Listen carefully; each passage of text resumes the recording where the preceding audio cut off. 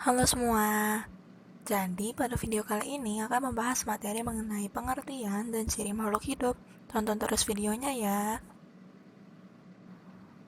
Nah, secara umum, makhluk hidup dapat diartikan sebagai suatu organisme yang dapat mempertahankan dirinya dari berbagai perubahan lingkungan dan dapat berkembang biak untuk melestarikan jenisnya.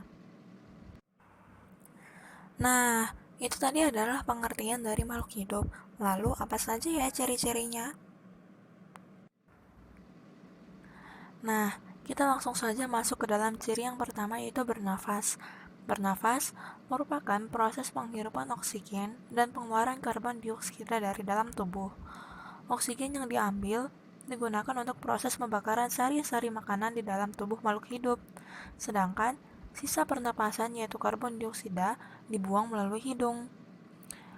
Ikan bernafas dengan menggunakan insang. Tumbuhan bernafas dengan menggunakan stomata dan lentisel. Sedangkan mamalia, aves, reptilia, dan amfibi bernapas dengan menggunakan paru-paru.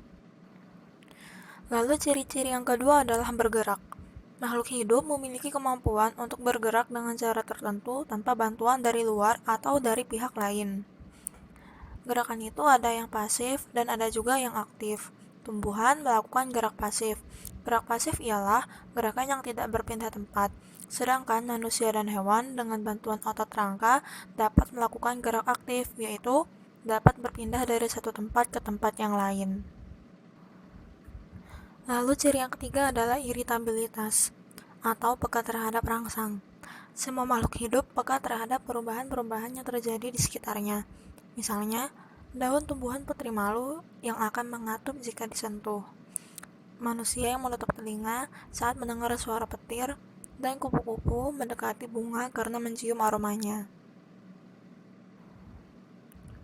Lalu yang selanjutnya adalah makhluk hidup membutuhkan makanan dan nutrisi. Tumbuhan mendapatkan nutrisinya dengan cara berfotosintesis. Manusia mendapatkan makanan dan nutrisi dari alam sekitarnya, dapat berupa tumbuhan dan daging hewan.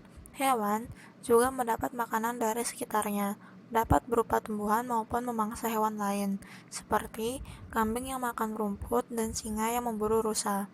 Semua makhluk hidup membutuhkan makanan dan nutrisi untuk menghasilkan energi yang mendukung kegiatannya. Berikutnya adalah tumbuh dan berkembang.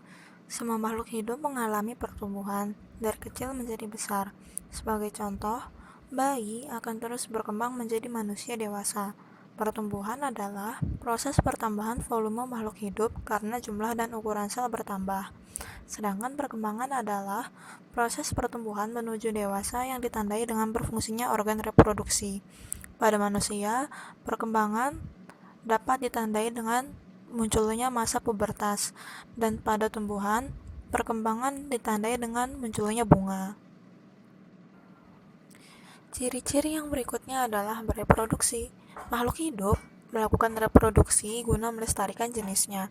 Reproduksi pada makhluk hidup dapat terjadi baik secara seksual atau generatif maupun aseksual atau vegetatif.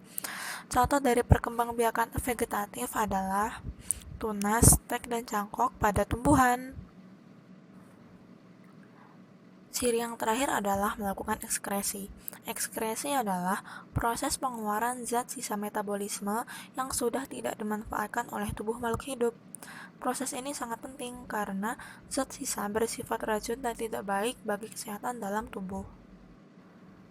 Manusia melakukan ekskresi dengan menggunakan kulit untuk mengeluarkan keringat, hati untuk mengeluarkan empedu, paru-paru untuk mengeluarkan uap air dan karbon dioksida, serta ginjal untuk mengeluarkan urin, sedangkan tumbuhan melakukan ekskresi dengan menggunakan stomata. Berdasarkan penjelasan singkat tadi, disebutkan bahwa tumbuhan itu melakukan gerak pasif. Sebenarnya, seperti apa ya pergerakan pasif pada tumbuhan? Manusia memiliki alat gerak seperti tangan dan kaki. Hewan memiliki alat gerak seperti kaki, tangan, sayap, dan insang. Oleh sebab itu, pergerakan yang mereka buat disebut dengan gerakan aktif.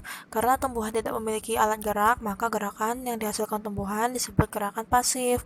Gerakan tumbuhan contohnya adalah endonom, esionom, dan gerak higroskopis. Sampai sini saja penjelasan mengenai pengertian dan ciri makhluk hidup. Semoga materi yang singkat ini dapat dengan mudah dipahami ya. Thank you for watching.